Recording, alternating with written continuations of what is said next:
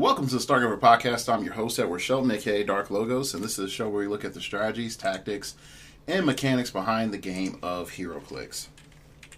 Alright, today's episode is going to be sort of jam-packed full of goodness, so we're just going to jump into it.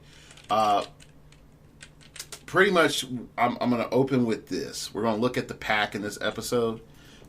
And we're going to actually go through the PAC, and then what we're going to do is we're going to break down each element as I go through the PAC and why it's changed or not changed, and then we're going to elaborate on what we can and can't do from that.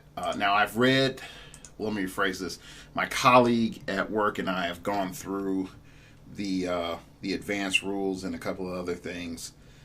So we're still debating back and forth on some things that are possible and aren't possible.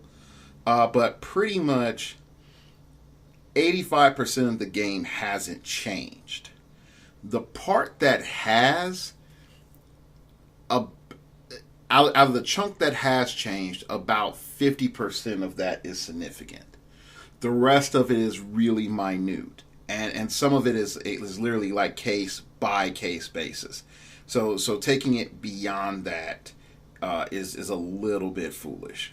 Okay, so I just want to make it clear: is the sky falling? No, but it is raining outside.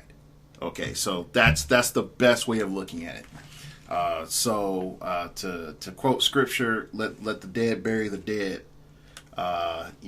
Let's do this. Okay, so we're going to start off with Flurry. Flurry just straight up says you get close, and then you get to make up to 2 close attacks, which I just wish that they just said melee, which would have been better. But okay, so close is pretty much means melee. We've gotten rid of damage depletion modifier. If people don't know about that, that's gone. So yeah, so this doesn't change anything. And I just want to make it clear that since damage depletion modifier is no longer in the rule book, there aren't many instances in which multiple attacks are possible outside of Flurry and outside of Mind Control. And I really want to make that clear. Okay, so then we have Leap Climb. Elevation does not affect adjacency when choosing targets for a close attack. So you can pretty much hit people on another elevation if you're adjacent to that square. Let's just say you're on elevation 1, your opponent is on elevation 10. You can do a melee attack and punch them in the face. But that's it. You can't shoot over elevation. It's not giving you improved targeting over elevation, so you can't outwit them or do anything else. You can just punch them. This has been in the game for a while, so this is a non-issue. Move, improved movement, ignores elevation, hindering outdoor blocking, which is very clear, and you can move through characters. So I think this is move through characters, yeah. It gives you +2 for breakaway, which is really important because now this is a power that you can pick, getting away from characters with plasticity, and it allows you to move up to your speed value, so that is great. Phasing, it gives you improved movement, ignores everything, and you get to move through to your speed value. So nothing's changed with phasing teleport. Now let's look at Earthbound Neutralize. Now Earthbound Neutralize is a big change, and for several reasons. And we'll read it. Earthbound Neutralize, this character can't use improved movement or improved targeting abilities or willpower. Okay, so even if the willpower is printed on the dial, you couldn't use it. Now, why is this a big deal?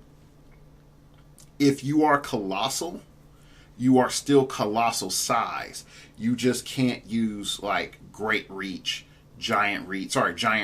You can't use Giant's Colossal Stamina. If you're a flyer, you can't use Flight. So it doesn't shrink you down, but you still have those. Sorry, if you're a flyer, you can't use the improved movement in the carry. and all the other elements that come along with flight. If you're a dolphin, you can't use improve movement, ignores water terrain. It affects sharpshooter and a few others too. But fundamentally, what this means now is if you're a colossal, you stay a colossal. If you're a flyer, you stay a flyer. So no more going earthbound carrying Jakeen. Okay, like that's not possible anymore. He still has his wing symbol, and you cannot carry somebody with the wing symbol unless you have a special ability to carry characters regardless of their symbols. Same thing for Colossals. They do not become standard boot anymore. So you can't be like, hey, check out this character who can also pick powers or also gets earthbound. I can't carry them. So that is a very important thing. But also on the other end is those characters cannot carry, because carry is something that's tied on to their symbols. So if they hit earthbound, they can't, tag along, have a, if you're a giant, you can't have, Suzy Q tag along anymore. You can't carry a standard Magneto or something. It doesn't work like that. So earthbound neutralized, this is our first really check the box. This is our first real change. Okay, charge. Can't be knocked back. Power. So that indicates that you have to take a power action. It's a big old power. Half speed. Move. Then close. Big capital, all capital close. At no cost. Now note, it doesn't say free action. Okay. So that's a big deal, and they're pretty much trying to restrict free actions. So in the future, if you deal with a Green Lantern power battery, you can charge and perplex yourself all you want. It's not a free action to use the close and all the other stuff, because again, they've reworded to say at no cost. All right, so there we go. Next up, mind control. Now they make it clear you can use close or range. Minimum range value 4. Make a close or ranged attack instead of normal damage. A hit character halves its speed and becomes friendly to your force, and may either order move and or make an attack. So you can attack and then move, or move and then attack. Then reverts. It reverts forces. Now, why is this important? Well, number one, it can just attack. It can't use powers. So you can't blade your opponent. You can just sort of punch them or shoot them and then move away, which is really nice because it technically gives every character some form of charge or running shot. The other disadvantage of this is that unfortunately it creates a situation where you can't outwit an opposing character. Not a mind control opposing character to outwit or do some other action with their powers or something. Now, this does simplify the game and make sure there's no weird interaction that's completely stupid that can happen with mind control with WizKids. So be on the lookout for special powers to start to get a little bit more crazy, because they don't have to worry about opposing mind control granting benefits and effects to the opposing team for unspecific periods of time. So that's something that's really, really, really important. Okay, next up is plasticity. Now, plasticity got reworked just a bit. You have breakaway +2, always been there. Adjacent opposing characters get breakaway -2. Adjacent opposing characters of the same size or smaller can't use improve movement, move through, or automatically break away. Okay, so technically, I don't think anything's changed. I think they just made it a little bit simpler. Now, the one thing that is interesting, and I really want to see how they want to rule this. So pretty much, I can move up to, let's just say I want a hypersonic speed up to a spot. Plasticity won't necessarily stop that now. It won't stop hypersonic speed. You would still have a normal 50-50 breakaway because, it's a -2 to your +2. But on top of that, you technically couldn't, I'm thinking it's you couldn't move over or fly over a plasticity figure. So that's just something I'm thinking about. Now, I may be wrong. This is all still new, so there we go. One thing that my cohort and I were looking at that, I think we made the false assumption that you couldn't use plasticity figures to just block hallways and whatnots, but technically you still sort of can if you have to go through the character. Going by the character, I think is a different subject, but you have to go through the character. I think that may be a different issue. Actually, yeah, never mind. It says adjacent. So, yeah, never mind. So, yeah, you could have just a character block a hallway or something, a 2-square hallway. So, yeah, I think that it technically, I think it's just stayed the same. So, yeah. All right, next up, Force Blast it just says knockback. So, it just gives you knockback. Then it says power. And I want to make it clear. So when it says knockback, it just grants you knockback, period, for all your attacks. Then it's power, roll a d6. A target adjacent opposing character is knockback equal to the result. So they try to separate the power element and just the flat knockback part. Nothing's really changed. Sidestep, they've made it clear that this is not a move action anymore. So this is just a free action. So all you Iceman sidestep fans, I don't think this will work anymore. But hey, who am I? I could be severely wrong. It just says move up to 2 squares, which indicates that you can move 0 squares in sidestep. So that's just something to be mindful of. Hypersonic speed, breakaway plus 2, half range. Improve movement to move through characters. Passenger 0, so you can't carry characters during a hypersonic speed attack. Move, then make an attack, then move up to your speed value minus the number of squares just moved. So they are forcing you to, you can move up, you can do your attack, you're good. Now you have to break away if you do a melee attack. Now, what I like with this is that, now plasticity doesn't just completely stop hypersonic speed, yet it has a place in the second phase of hypersonic speed. There's still going to be a higher preference for ranged hypersonic speed than melee hypersonic speed. So just throwing that out there. Okay, next up you have stealth. Really nothing has changed. Running shot, nothing is changed. I mean, just go look at charge. Same similar wording. Blaze Claw's Fangs, here we go. When this character hits and would deal normal damage during a close action, you may roll a d6. If you do, deal damage equal to the result instead of normal damage. Minimum result is the character's printed damage value minus 1. So you can roll 1 less than what you actually rolled, and I think this is balanced. But realistically, this is stupid good, because if I have 4 damage, why would I ever roll blades? For a chance of being a -1, okay, or getting my damage value or doing more damage. It all comes down to the interaction and what you need to have happen. But overall, blades has gotten a significant buff.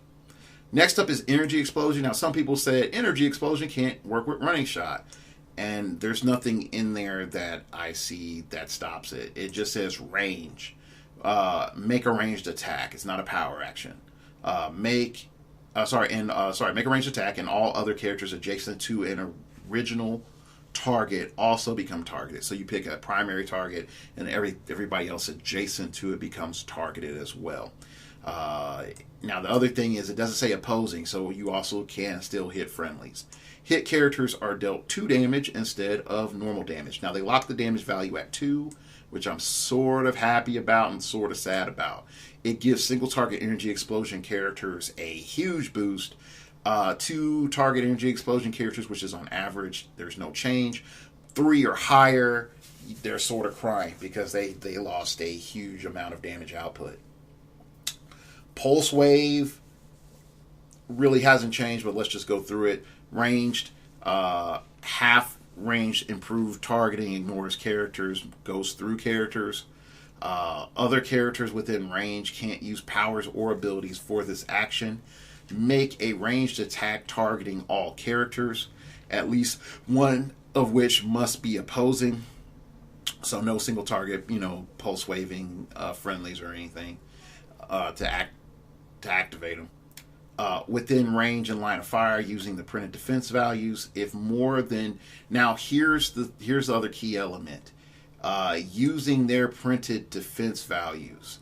Now it doesn't say their defense values, and this is where I feel like the buff that comes in. So if you perplex somebody's defense and they are outside of the perplex range, the perplexer, it is outside of the pulse wave range, it will not matter anymore. Okay? You're going with the printed defense. Okay, so it doesn't even matter if, let's just say, outside the pulse wave, there's a JSA guy giving you a 19 and your printed value is 15. You are not a 19. You are a 15. Or sorry, not JSA, just a defender or something. You are a 15. And I think that's something that's going to catch a lot of people by surprise because it says printed defense value, not your defense value. If more than one character is targeted, each hit character is dealt 1 damage instead of normal damage. Now, like I said, the huge change to Pulse Wave, which has made it better, is that it deals with the printed defense value.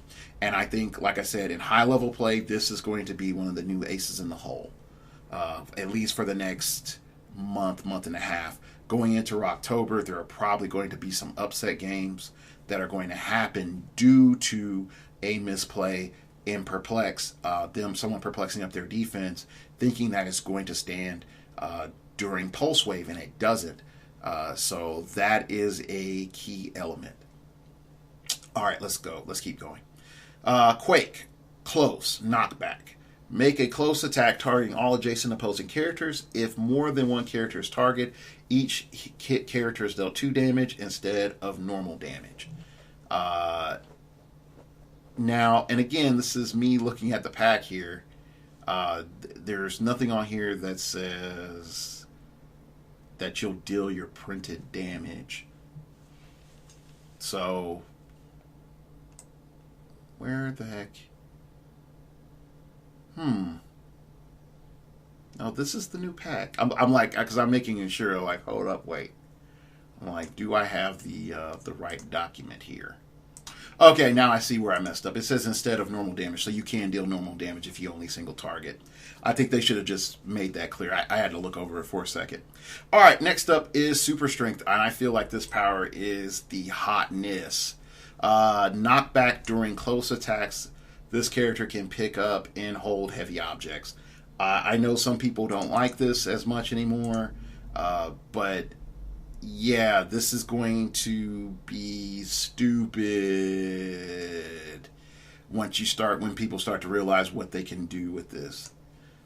All right, next up is Incapacitate, close or range. Make a close or range attack. Hit characters are given an action token instead of normal damage. After action resolves, if a hit character already had 2 action tokens, deal them 1 penetrating damage. Nothing changed there. Psychic Blast, nothing changed there. Smoke Cloud. Power. Minimum range value 4. Place up to 6 hindering markers within range, each adjacent to at least one another. And at least one marker must be within line of fire. Okay.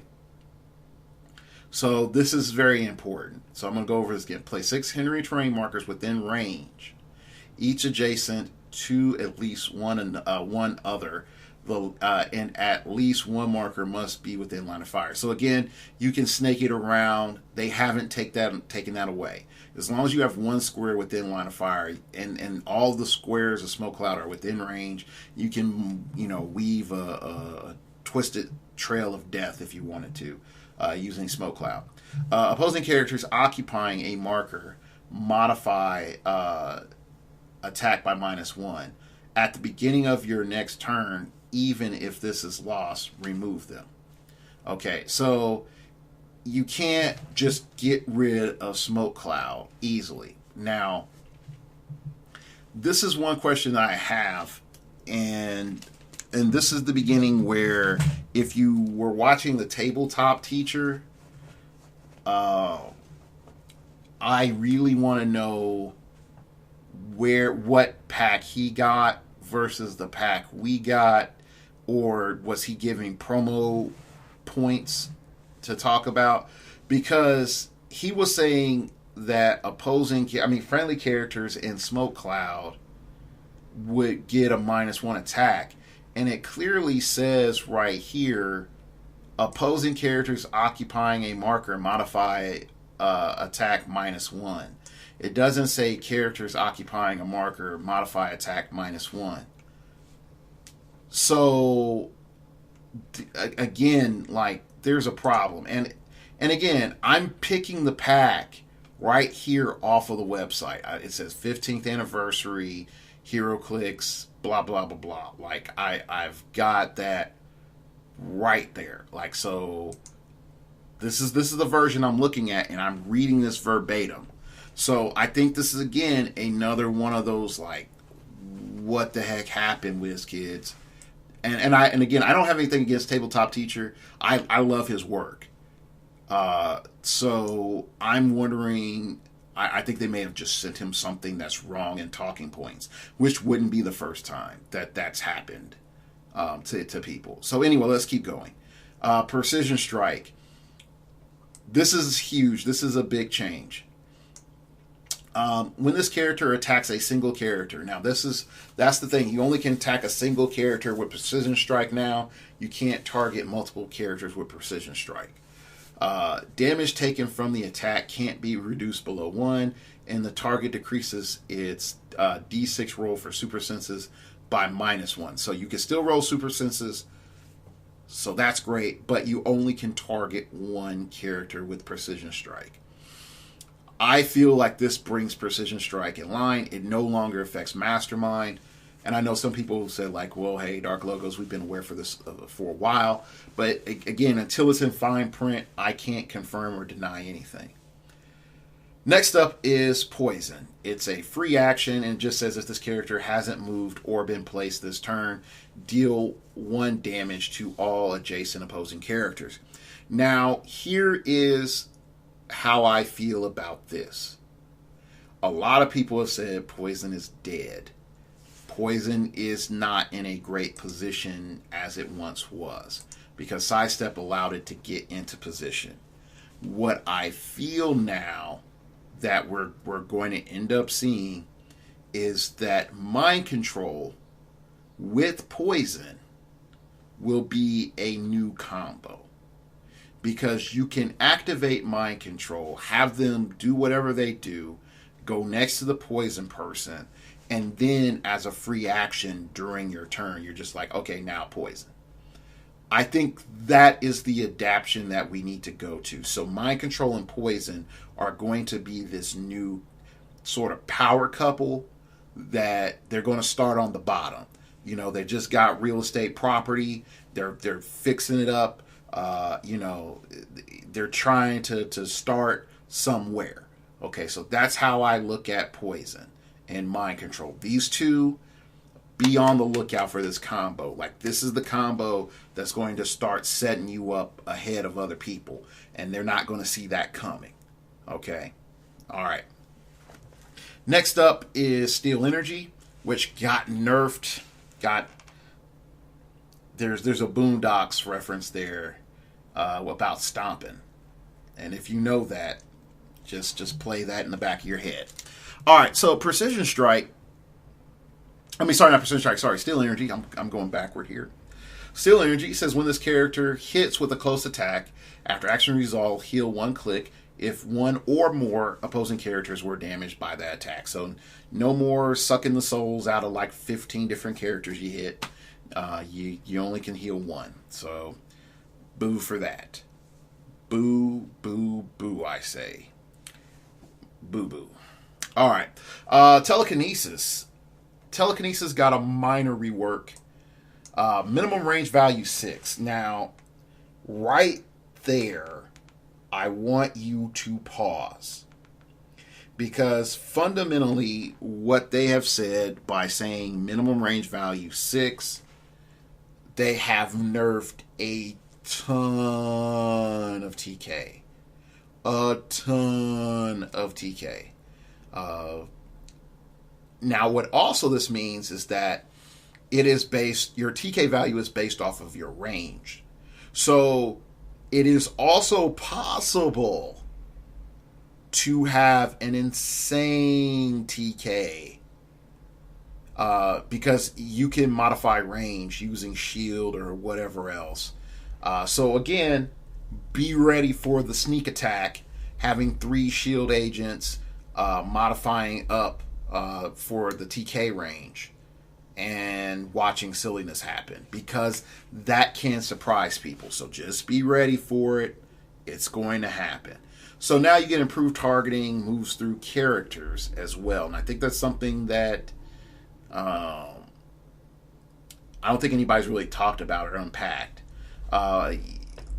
which I'm not quite sure to what degree is that going to be applied. And I'm figuring, never mind, I'm looking at this now in the breakdown. They're separating the ranged combat object attack with the moving the characters around. Now, this is also very particular, is that it's making it clear that you can move the object. I guess you're moving the object through characters. Anyway, but it says pick up an object, light or heavy, within range and line of fire, then give a ranged object action at no cost, or place it in a square within range and line of fire. Now, to give ranged object action, then action at no cost, or place it in a square within range and line of fire. Now, there's 2 key elements with this. Why give it a ranged attack when you have the or on there, which would functionally still allow you to do a melee attack, maybe, but you couldn't do a ranged attack if you're adjacent to an opposing character? Okay, like, what are you trying to do here?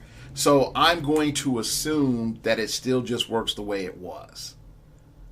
Except you don't have to form a triangle with the object, the character, the square in which you're targeting. The object cannot see the original square as long as the character TKing can see the square. So they sort of simplified and complex that, take a little complexity out of there. Next, you have power. Minimum range value 6. Place 1 target single base character within range and line of fire into another square within range and line of fire. That character must be within 6 squares and line of fire from the target's current square. So now you do have the triangle thing back with friendly TK. If the target is an opposing character, first make a ranged attack, and hit character is then placed instead of normal damage. Characters placed by this power can't use TK this turn. Okay, so you can't TK someone up and then have them TK later. So that's very important. So really not that much has changed again, except for the minimum range. The minimum range 6. All right, next up, super senses hasn't changed. Toughness hasn't changed. Defend. I'm sorry, tabletop teacher. You said something that wasn't exactly true in the video. Because he said, hey, man, you can't use defend with support. And I'm like, no. Because now, here's the thing. You can't use JSA and you can't use defenders with support. This is very, very, very important. Because those team abilities trigger off of an attack, and support is not an attack. Now, defense says adjacent friendly characters may replace their defense value with the character's printed defense value. Okay, now I'm going to go over to support and jump over to support. Power. Choose a target adjacent friendly character. If the character and the target aren't adjacent to any opposing characters, roll 2d6. add the result to this character's attack value. And if it is equal to or higher than the target's defense value, okay, just a defense value, it doesn't say printed. Please note, it doesn't say printed. So perplex also affects defend. Perplex affects support. For the, yeah, all right. So here we go. Roll a d6. The target is healed. The result -2, minimum 2. This is not an attack. Okay. All right. Now, there's a couple of key things I want to point out here. It says, again, choose a target adjacent friendly character. There's nothing stopping defend from going off unless they make a ruling. Unless this is some stealth ruling that they're going to make by saying defend only goes off in attacks, then Tabletop Teacher is right. But as it stands, it doesn't say that. It just says that I can replace my defense value at any point in time. Okay, then it says choose a target adjacent friendly character. If the character and the target aren't adjacent to any opposing characters, roll 2d6. Nothing's changed there. Add the result to this character's attack value. Okay, now here's another key element here. People have talked about, oh, look, I can perplex down the defense and the defense value can be manipulated. You can manipulate the attack value. And I don't think that many people have talked about that. Like, you can manipulate the attack value. And I think that's something that we haven't talked about. So let me try to see if I can find like an older version of the rules somewhere. Okay, here we go. Here's support. Old version of support on heroclix World. Give this character a power action, target an adjacent friendly character. Neither this character nor the target can be adjacent to an opposing character. Roll 2d6 and add the results of this character's unmodified attack value. Here it goes. It specifically says unmodified attack value. Now we go to the new PAC. It does not have that unmodified attack value element in there. So you can perplex up, which I would recommend over perplexing down your character's defense. I recommend perplexing up the attacker's attack, the supporter's attack. Okay, so some quick lessons real quick. Support, you can perplex up their attack because it's not an unmodified attack. You also, if possible, could replace their attack. Okay, so that's something else that's there as well. You also can use defend, and you also can perplex down the defense of the target character that needs to be healing, even though I don't recommend that. And we'll see why when we get to perplex. But again, I'm bringing this up for the reason is that I watch the Tabletop Teacher stuff. I see the freaking stuff on Realms, and I see people commenting and putting hearsay out here, and it's just like how I get on religious people that don't read their Bible. It don't say that. It don't say that in the text. God help those who help themselves. Don't say that in the text. Nowhere. Show me chapter and verse on that one. All right, here we go. So again, like, love Tabletop Teacher. I just think he was giving some bad PR stuff. All right, so next, combat reflexes. Can't be knocked back. Modified defense by +2 against close attacks. Great. Now, some folks would be like, hey, will combat reflexes trigger for support? No, it won't. Why is that? Because it says clearly under support, this is not an attack. Okay, then you have energy shield deflection. Modified defense by +2 against ranged attacks. Cool, nothing's changed.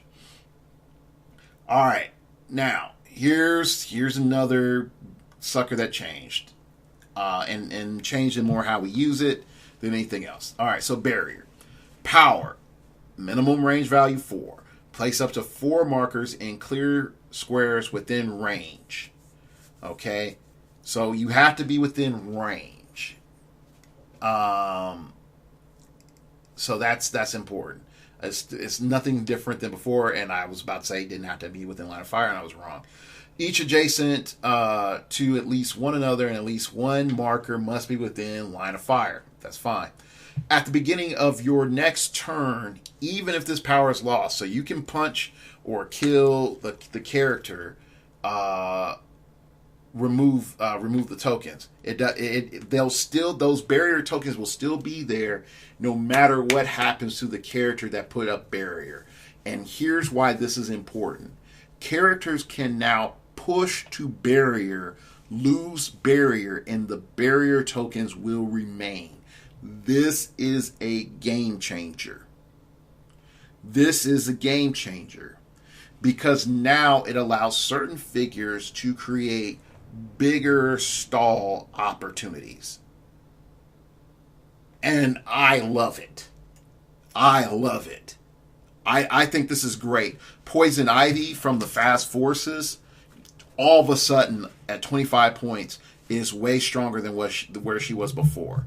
Now you can, as long as you have a support, you can create a situation where she has no problem pushing to put up a barrier, even though she loses the barrier power, and then you using support some other way within the turns or whatever. Like, I think that's great. That creates a very healthy defensive dynamic in the game.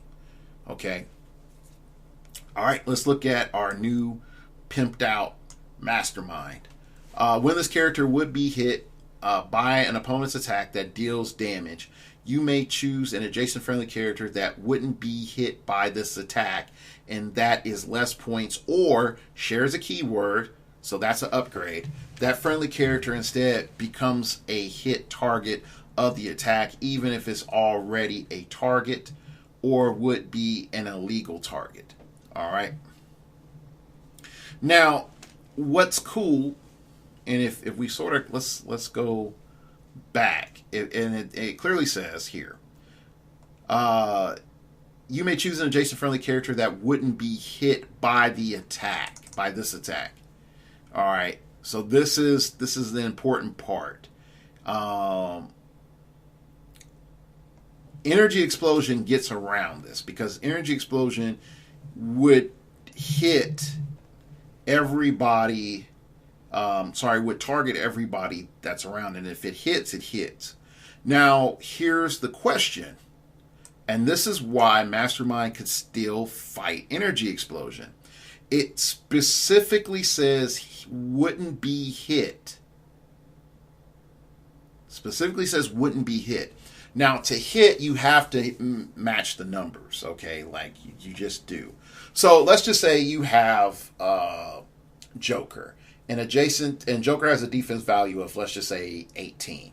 His mastermind fodder shares a keyword with him, let's just say, in Justice League.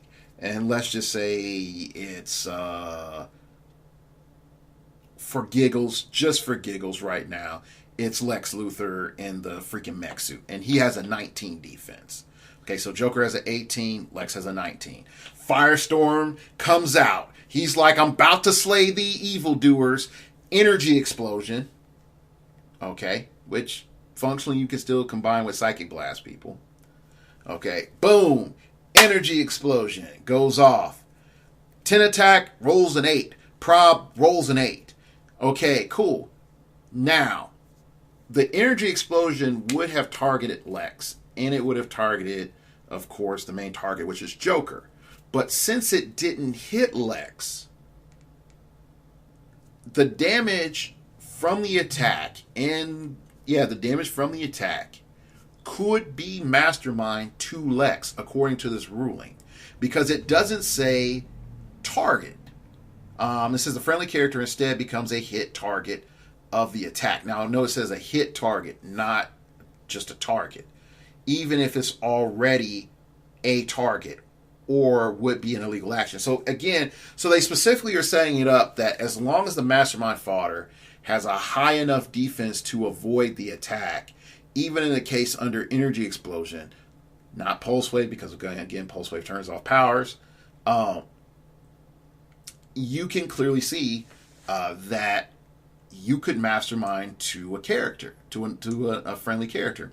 Now, what I really like about this is that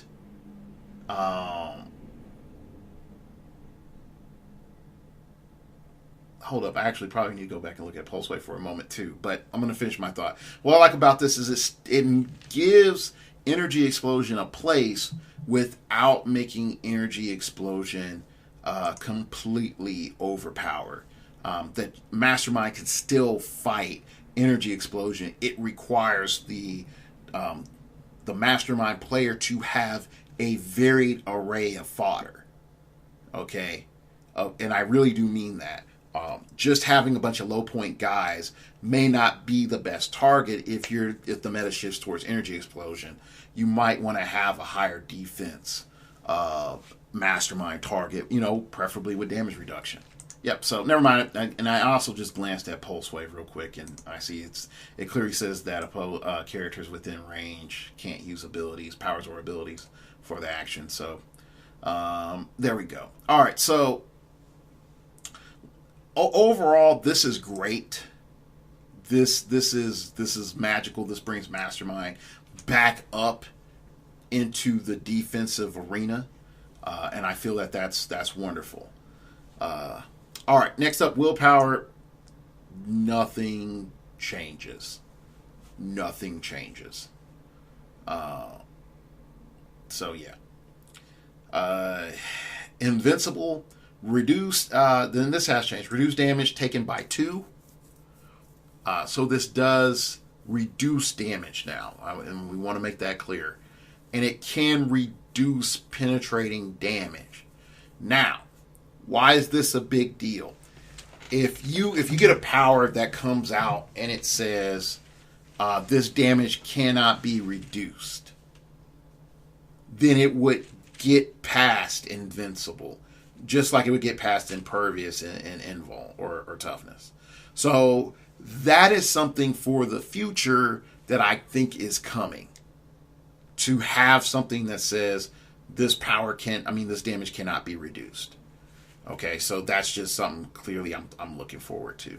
Well, I'll take that back. I may not be looking forward to that because then that shifts the dynamic more towards evasion, and that's a little bit more iffy. But still, and it says can reduce penetrating damage, takes a maximum of 3 damage. So I like that element as well because it pretty much sets up a situation where there are only a handful of characters that can do 8, 9, or 10 damage. You now have characters that can sort of stand up to those giant colossals so that they can't get, ruffle stomped by them. So Invincible is a better power for bigger point games and a worse power for 300 point games. Okay, so that's how I look at it. Right. Next up is Impervious. Nothing's changed. Then Regeneration. This has changed slightly, which is roll d6, heal a number of clicks equal to half the result. So you're always going to have a minimum 1. So that's great. You're better rolling at 3 now is a little bit better. 3, 4, you're healing 2. 5, 6, you're healing 3. So that's great. All right. Invulnerability, nothing's changed. And then they have something in here about dice. And I'm like, I don't know why you have that here, but okay. And I hate to say it, it's also sort of sloppy how it's like linked around. But, oh well, whatever. It might look different in the actual physical product. Anyway, let's keep going. Let's look at, we're at damage powers. We're at range combat expert. And I understand what they were trying to do. They're trying to keep each thing in its own like column of the pack. I get it. And you need to fill in some space. Okay, I get it. All right. Range combat expert. Power. Modify attack by +2, damage by +2, or both by +1. Make a ranged attack targeting a single character. Nothing's changed. Battle Fury. This character can't make ranged attacks, can't be carried, and has protected, and this is nice, Now it's protected from incapacitate. And I think it may have always been protected from incapacitate. And I may have just not noticed that. And that wouldn't be the first time. So I'm going to go check heroclix world again. And ignore shape change. Nope, you're right. I was wrong. It can't be targeted by incapacitate, and it's been like that. So I have been playing that naively wrong for a while. So insert dark logos as a dirty cheat underneath here. So yay. All right, let's go back. So, yeah, and it still has the ability to get past shape change, so that's great. Now, with it being protected, I think this ability can't be taken away. Now, and I'm going to have to look at how they're using the word, the capitalized protected, because it's just like they're using the word capitalized outwit with protected outwit again in Power Cosmic. So I'm wondering if this power can be outwitted, or this just is. Yeah, I want to know how they're going to do that, and I'm assuming. Please note, my assumption is nothing's changed, but if they come back and say, "Oh look, it says protected," this can't be outwitted, or even if you outwit Battle Fury, they're going to maintain these elements here.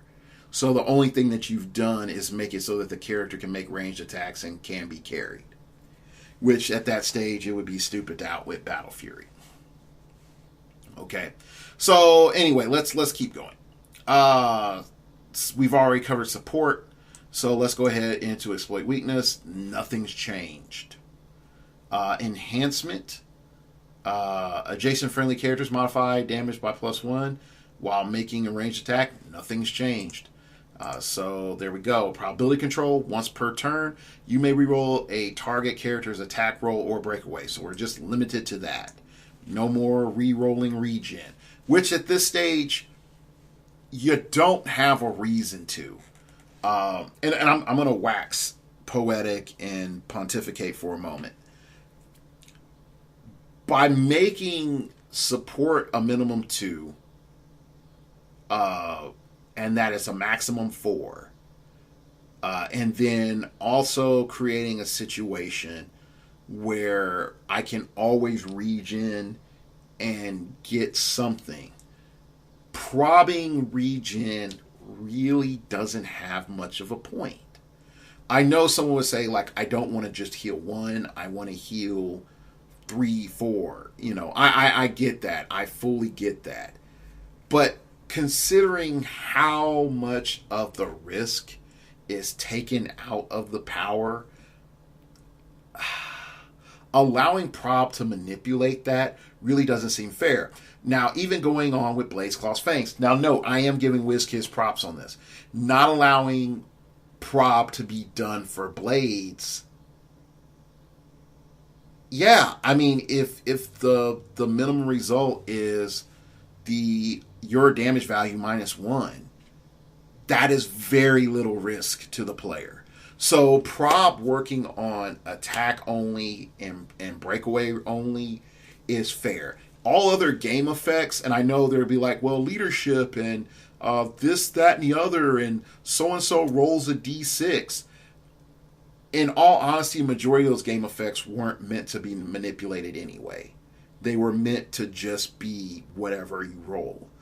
So, and I will side with WizKids on this. I will completely side with WizKids on this. All right, so there we go. All right, next up, shape change. Pretty much nothing's changed. Close combat expert, nothing's changed. Empower, nothing's changed. Perplex, something has changed. Free, minimum range value 6. Okay, so I know some folks are like, nothing's changed with that. Choose a target character within range and line of fire. Modify one of that character's combat values by +1 or -1 until your next turn.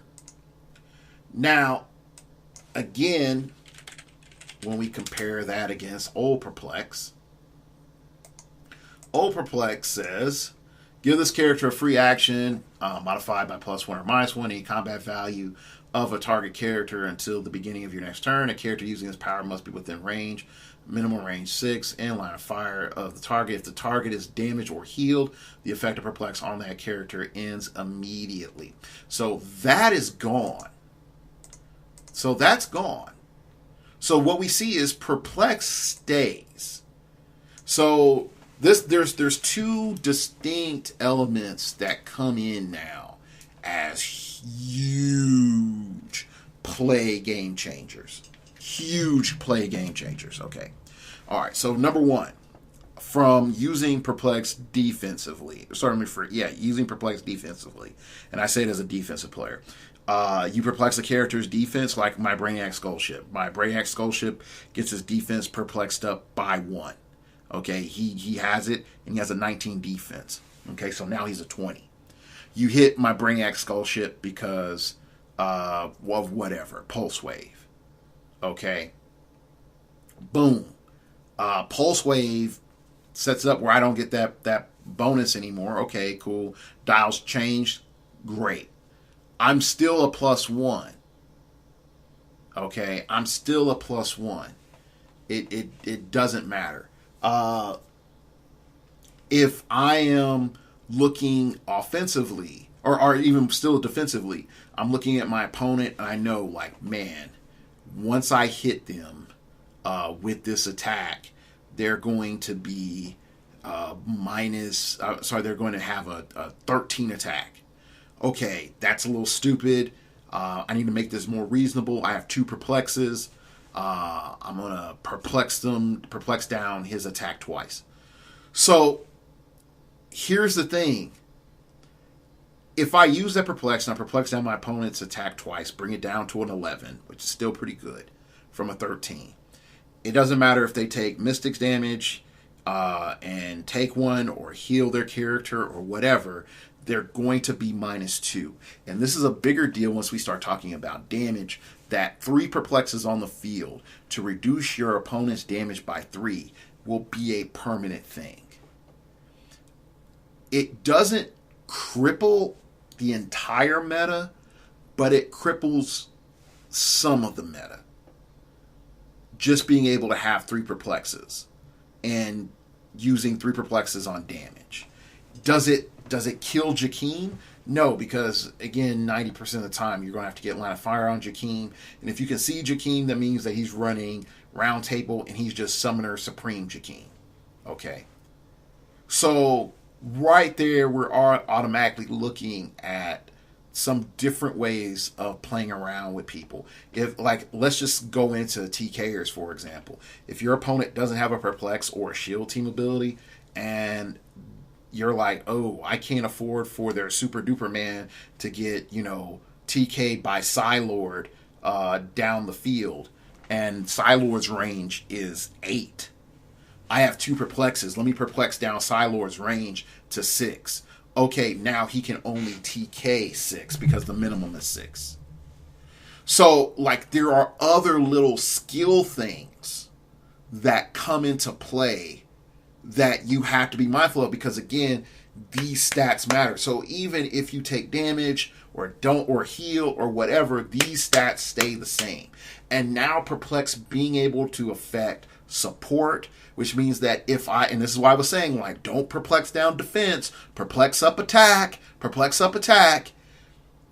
When you perplex down the defense of a friendly character, even after you heal them, there's still going to be a -1 defense. So, Perplex has changed for the stronger. Way for the stronger. Probability control is more in line. It is not the supreme power out of the Trinity anymore. Perplex is. Perplex straight is. Okay. Next outwit. free, minimum range value 6. Choose a power, standard or special, and a target opposing should be in target opposing character within range in line of fire. Okay, choose a power and a target opposing character within range and line of fire. That the target can't use the chosen power until your next turn, which is fine. It's pretty much just saying everybody can't use. So great. We've been sort of aware of that, and we've been thinking about that. But again, you need that line of fire, and I think there's going to be a handful of characters that are going to be really good with that. Next up is leadership. At the beginning of your turn, for all characters that can use this power, action total +1. So you just get action total +1. So there's no way of increasing your action total beyond +1. At the beginning of your turn, you may roll a d6 of 5 or 6, remove an action token from an adjacent friendly character that's less points or shares a keyword. Now, prepare for the shares a keyword jank to just be stupid. Just be stupid. Just wait for it. And I think WizKid's response will be they will be handing out a lot less keywords. A lot less keywords. Mark my words on this.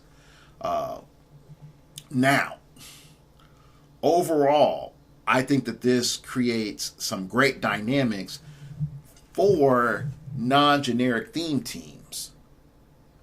But at the same time, I also feel that we're going to be seeing weird perpetual motion machine-like things going on. The fact that you can't reroll leaderships are going to be an issue. Also, having characters that have a 50-50 chance of getting their leadership to go off will also be a bigger deal. Characters that can remove tokens off of multiple figures with their leadership are going to be even stronger, now. So I really want to say, look at leadership, be mindful of everything that it does. So, all right, now there's some other things that I want to point out. All right, so you can pick up and put down objects, but it clearly says right here in this little inherent abilities, and I'm going to be going through that inherent abilities, improved abilities, and all those other things. Object pickup. Once per move, this character may either pick up one light object or put down one held object in a square it moves through or adjacent to. Now, here's the cool thing. It doesn't say where. Now I'm going to read this again. Once per move, this character may either pick up one light or put down one held object in a square it moves through or adjacent to. Now, here's the thing. If this is the little trick that I'm betting you it's coming. All right, so character A, let's just call him the Hulk Man, the Hulkmeister, Hulkmania, picks up a heavy, and he's teamed up with Batman because the Hulk and Batman, it makes sense. Okay, so Hulk is running, and he's like, Batman is out in the open. I got this heavy that I've had since turn 2. Okay, so I'm going to move through Batman Square. I'm going to drop off the object in Batman Square and keep moving. Now note, if I'm wrong on this, I'm wrong. But if we read this, it just says this character may either pick up one light object or put down one held object in a square it moves through. Not just in or adjacent to. Okay, so that includes the total movement. So I don't know if they thought that one through, but technically it's legal according to object pickup. Okay, at the same time, you can, have a character that's not adjacent to an object move and pick up an object. So I think what they're doing is they're allowing the reverse to be possible. Okay. Now, the range object action is great. It says minimum range value 6, where heavy was 4 before, ultralight was 8, and a light was 6. So, and you couldn't throw an ultra heavy. So yeah, this is great. This is an upgrade for all those people that throw heavy objects. If this character is holding an object, make a ranged attack, targeting a single character, that instead of normal damage deals 2 damage if the object is light, or 3 damage if the object is heavy. Immediately after actions resolve, KO the object. So there you go. Being able to chuck an object 6 squares, 8 flash has gotten way better. All right, let's look at improved targeting, destroys outdoor blocking, and then improved targeting destroys blocking. Now here's the cool thing. If it's outdoor blocking, you can blow as much of that up as you want. Okay? You just can. There's nothing that's stopping you from doing that. Okay? Now, this is the part that I think some people are going to be frustrated by, is that it's just a dash, and I really wish that they would like make it clearer. I really just wish they made it clearer. So here you go. Now let's go to improved targeting destroys blocking, just blocking. Now, once per ranged attack, this character can draw a line of fire through one piece of blocking terrain. Now note, outdoor blocking, there's no such limitation on that. Blow up all the crap you want. Like, look, clearly look, it's just a dash there. There's no limitation. Okay? Once per, go back to just blocking. If you're indoor, your standard destroys blocking. Okay, now here's the thing. I'm going to make a bet. I'm going to bet I'm wrong on my assumption, and I'm betting that they're like, hey, take the text from destroys blocking and apply it to outdoor blocking. Destroys outdoor, or targeting, destroys outdoor blocking. That's my assumption. And I feel that you as a listener should take that assumption. But as of right now, that's not what it says. It says dash, which dash doesn't mean ditto or anything like that. So it says once per ranged attack, this character can draw a line of fire through one piece of blocking terrain. Please note this. Immediately after actions resolve, destroy that piece of blocking terrain. Cosmic Spider-Man is no longer the pimp drill that he was before. He's not, because he only can blow through one square blocking. Now, does that make him completely obsolete? No, he still, can run some game. He still has some pickup artist skills, but he's not the pimp that we once knew. Okay, and that's a problem. And then even more so, defending against Cosmic Spider-Man is even more possible by layering in little cubes with barrier. So we have like multiple layers of issues that fundamentally are there when dealing with Cosmic Spider-Man, is that Cosmic Spider-Man no longer is the character that you can call in that will be able to get you that guaranteed hit once you up his range, once, twice, 3 times a spider, That's not happening. So what does that mean from the gameplay perspective? Barrier's back. Barrier has come back. It's not obsolete. It's not inferior. It's not in a horrible place. But Barrier is back. And if anybody thinks that, it was a good idea to sell all my Green Lanterns, my Alan Scott Green Lanterns, I'm sorry for you, man. I'm glad I held on to mine. Their stock is still high. Their stock is still high. And it may have taken a dip because of Cosmic Spider-Man, but it's back up. And in all honesty, if what I'm hearing is true about the ID cards, Cosmic Spider-Man won't be even a call-in anymore. Now, what does this mean from the other end? It means that improved movement destroys blocking is king. And high movement, improved movement destroys blocking is really king. So that's something that you really want to be looking for right now. If the barrier meta comes back and it comes back with a vengeance, you need that. You need that so hard. Okay. Let's just keep going.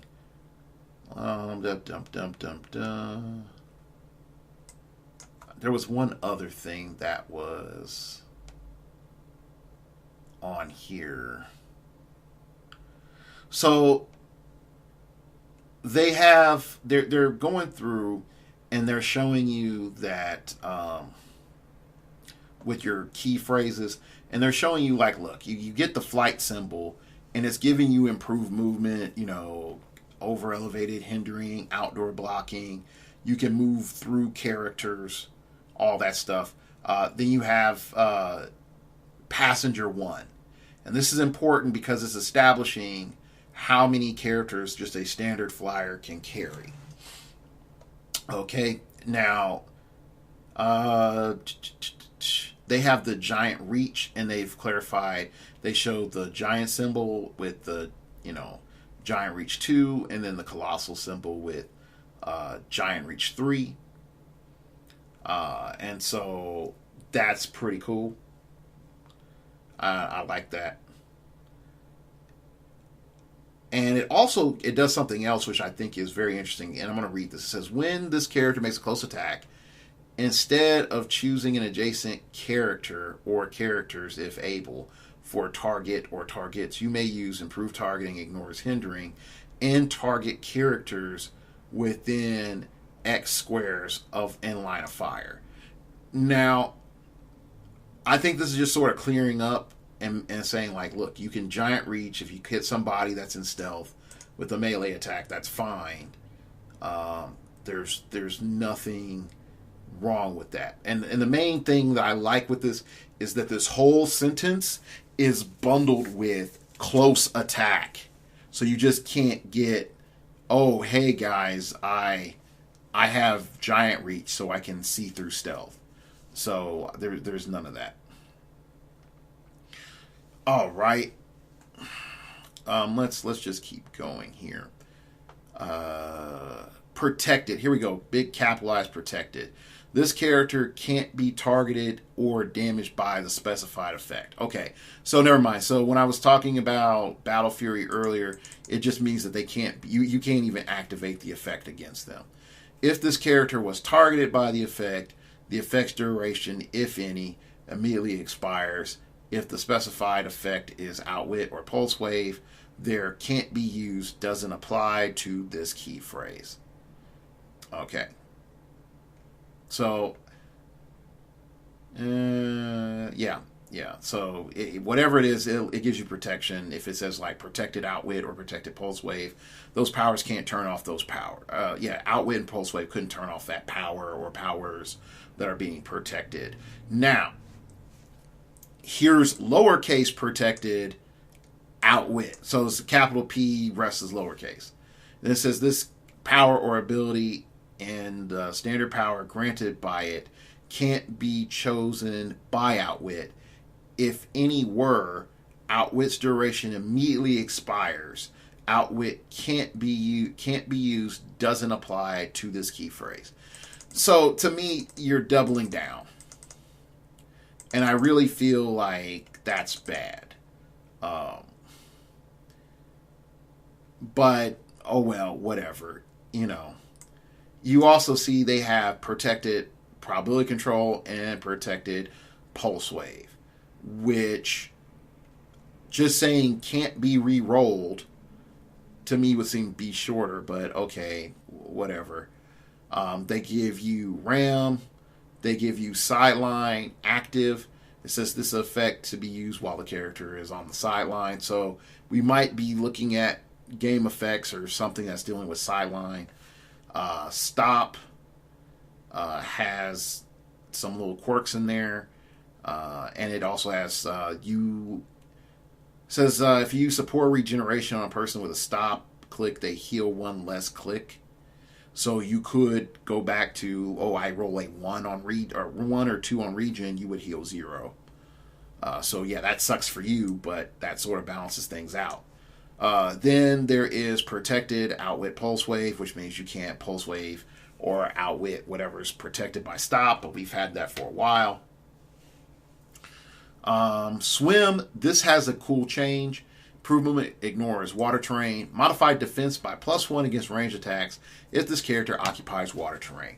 And I feel like this is something that's got me back interested in Dolphin characters, because it gives you an incentive to play them and play water maps and looking for water terrain on the map and looking at water effects in the game. And I think that that's a huge deal. So this is something that we definitely need to be on the lookout and see how WizKids tackles and what they do with this mechanic. Tiny size, it just says modified defense by +1 against ranged attacks. I don't think it's going to, unless it's something in the comprehensive rules I need to probably go back over with under carry. But it looks like they're not granting the hey, this doesn't count as a character for tiny, for carry. Like, oh, hey, I'm carrying Atomica and Brother Voodoo. Okay, well, you may be able to only carry one of the two. But I need to, and I'm not going to quote myself on that one, and then definitely don't quote me on that one, but I could be wrong on that. Let's see here. And they have some more stuff that is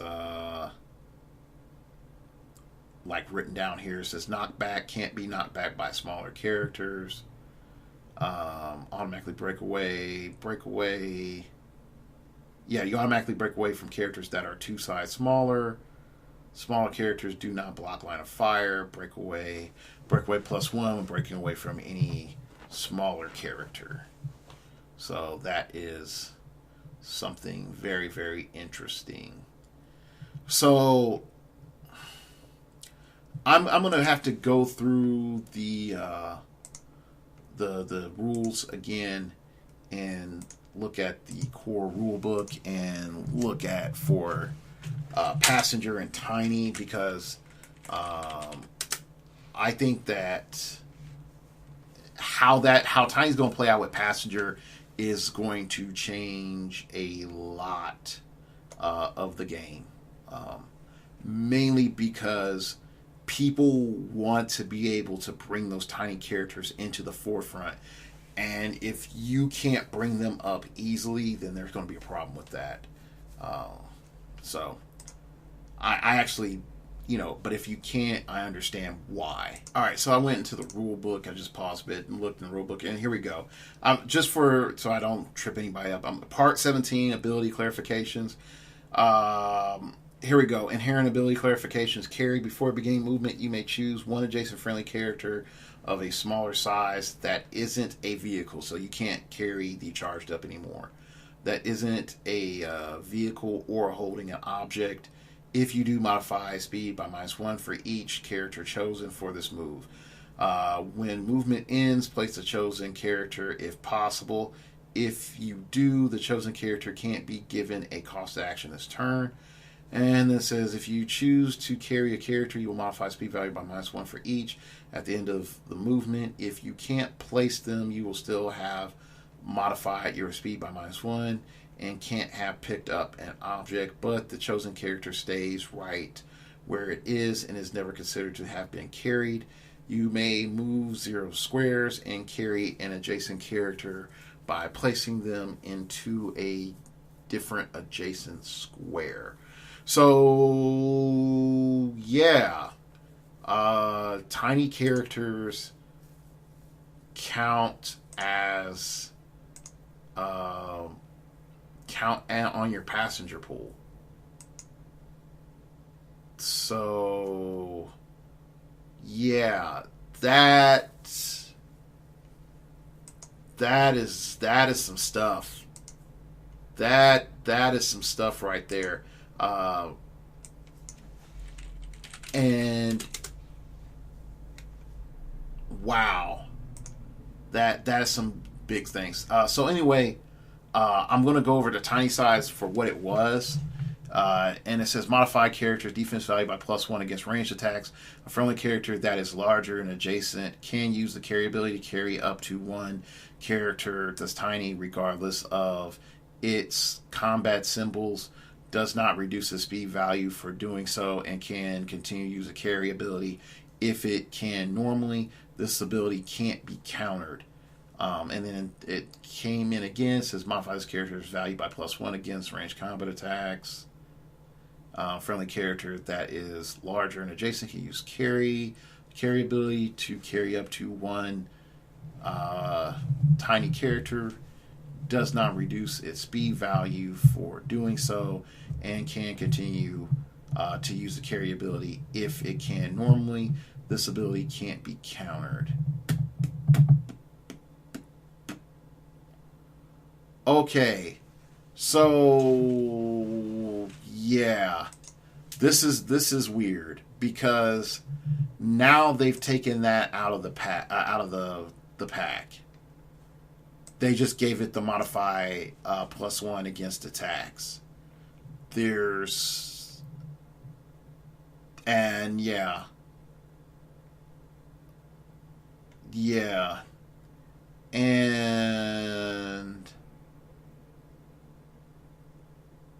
there's nothing under great size. Yeah, there's nothing under great size. Okay, here we go. Let me look at Passenger X. This character can use a carry ability up to X characters. This includes characters that are the same size that don't have flight. Okay. This character can use carry ability to carry up to X characters, including characters that are the same size that don't have flight. Okay. I think there's some clarifications that's going to have to go down. If WizKids wants Passenger to go through smoothly, they are going to have to clarify a lot. And here's why. Take Sinestro, for example. Sinestro is a colossal and he also flies. So currently he can carry two characters of a smaller size or carry a single base colossal and a character of a smaller size. Okay. Under this clarification here, under the what it says in Passenger, it just says Passenger X. This character can use the carry ability to carry up to X. Okay, X characters, including characters that are the same size that don't have flight. So that's all it says. There's nothing additional that is given on that. So I'm going to open up the comprehensive rule book real quick. I'm going to look for tiny. There's nothing in tiny. Oh gosh. Carry. Okay, so here we go. And I'm looking in the advanced rule book right now. So you all are learning with me as I'm learning. Okay, here we go. Passenger X, the rule of zeros tells us a character with zero movement can't use the carry ability at all, not even carry a smaller character. Okay. Okay, carry over, multi-dial characters. Okay, vehicles don't modify their speed values when using the carry ability. So that's nice. Let me go back up. So these are under vehicle rules. Okay. Also, vehicles can't be mind controlled, so that's nice. Yeah. There is nothing and I'm going through this here. There's nothing in the comprehensive rules that talk about carry really in depth. So yeah. So I am